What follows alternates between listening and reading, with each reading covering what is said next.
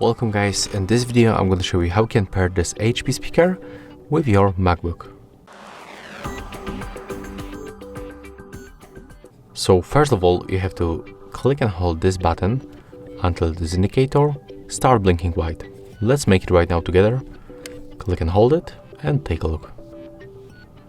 As you can see right now, we are able to release that button, put it close to our MacBook and simply go for the settings.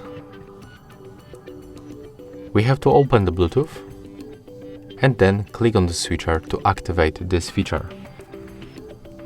Go for the nearby devices and select our HP speaker. As you can see right now, we are successfully connected. And that's how it looks. If you find this video helpful, just remember to leave a like, comment and of course subscribe to our channel.